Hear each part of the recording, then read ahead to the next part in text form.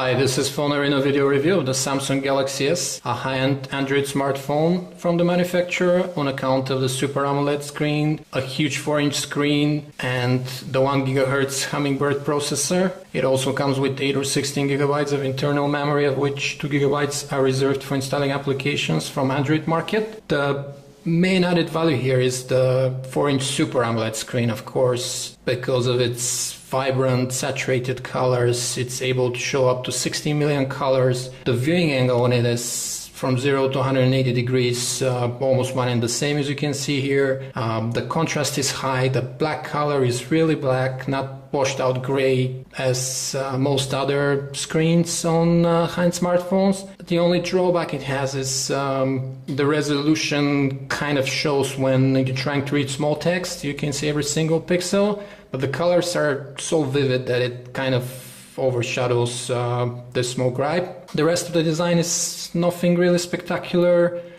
Rectangular shape, volume rocker on the left, power lock key on the right, the audio jack and the micro USB port on the top. The only thing on the back is the camera, which unfortunately has no flash. That's how Samsung decided to go with this particular model. But it's coming to 110 countries simultaneously, including the 4 big US carriers.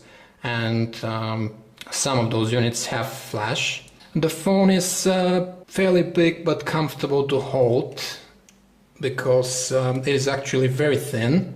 And the all-around build is plastic, unfortunately. We think this high-end smartphone from Samsung deserves something better than this plastic look. It's a little bit squeaking, but that's how they decided to go with it. Now let's have a look at Samsung's own TouchWiz 3.0 user interface that's overlaying the stock 2.1 Android here. And the phone is supposed to get an upgrade to Android 2.2 later on in the year. Galaxy S runs the newest version of the TouchWiz 3.0 user interface from Samsung, which doesn't really bring any new functionality to Android. It just changes the way it looks. It's characterized by a bunch of home screens, 7 in the case of Samsung Galaxy S, and this dock here in the bottom of the screen, which is present throughout the home screens as well as in the applications menu. And you can choose the icons that appear on the dock, except for the far right one, which always stays applications or menu depending where you're at. Navigation is also done by the touch keys underneath the screen, back, context menu, and the physical home key in the middle, which takes you to the first home screen. Currently they're empty, but widgets is the name of the game. You can populate the screens with widgets the way it's usually done in Android, but Samsung have provided their own widgets here. Let's add the daily briefing one, weather, stock quotes, news, and you can follow your own schedule if you have some event listed here. Pretty helpful. Long tap, bring it to the trash bin in the bottom and you can dispose of it. Let's see how the applications menu looks like. It's also different from stock Android with its scrollable list of application icons. You have to go left and right. Nice flashy icons, colorful pages. We really like it, and pages get extended the more applications you add, of course. The other parts of the user interface are also different looking than stock Android. Calendar, for example, that's how it looks like. You have a monthly view by default, week, the day, and you have a list of your few past events and a few future events at one page. Let's create an event, enter title, date, time, and you can actually ask the handset to save it in its own memory on the calendar in the phone or on Google Calendar. If you have added more options, like the option to save it in Facebook Calendar or your corporate Outlook account, it will offer these options as well. Location, alarm reminder, and all the events from the different calendars get combined in one single view here with different colors. which is really helpful. This is part of Samsung's Social Hub feature, which basically aggregates a lot of events and messages and notifications from your different sources, like your social network and your different email accounts. For example, if you set up a few email accounts here, they will show in a combined inbox with different colors. A pretty neat and helpful feature as well. Let's see if it's the same with the messaging application. It is pretty simple in terms of interface.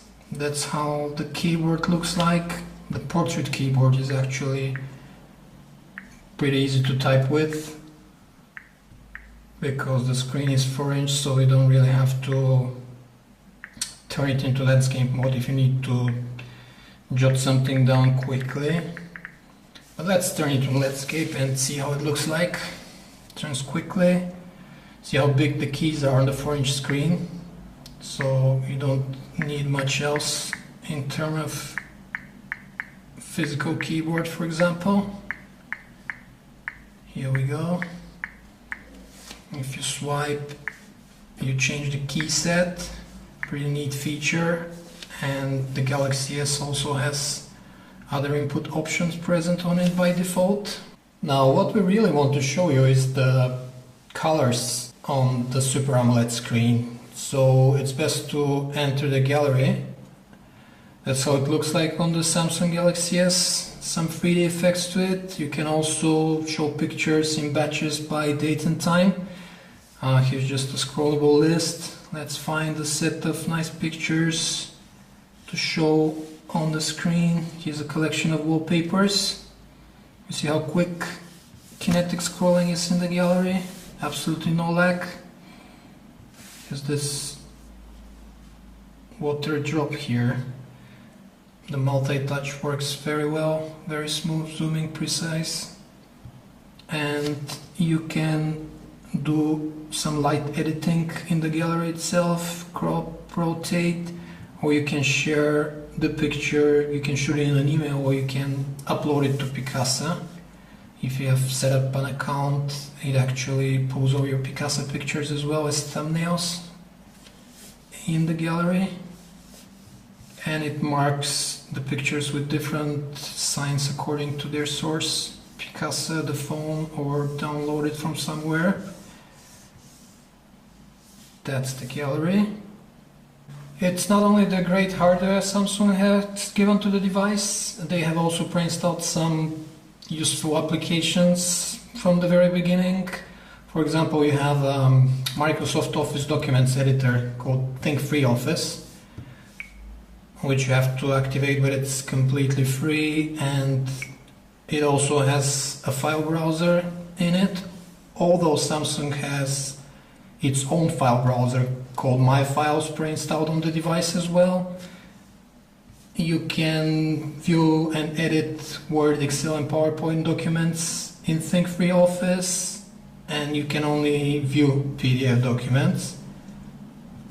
But it's very clear where Samsung is heading with pre-installing additional applications, helpful applications, which you otherwise have to pay for. They want to make this phone very, very popular. Another place where pinch to zoom works really well, multi-touch works well, is the browser. Let's show you the browser because you'll be spending a lot of time with it. Let's choose a new window. A nice loading line here in green on the top. Minimalistic interface. That's our home site loading. It's pretty heavy with a lot of pictures, but it loaded quickly. And although it's not loaded completely, see how the kinetic scrolling works. Very smooth, very snappy, and the only drawback of this screen is when the text is too small, it gets a bit pixelated. You can also see almost the individual pixels count on the screen, but when you pinch to zoom, everything is much more readable, and the colors are so bright, so saturated, that even the most boring pages can look interesting. See how smooth the scrolling is left and right or up and down.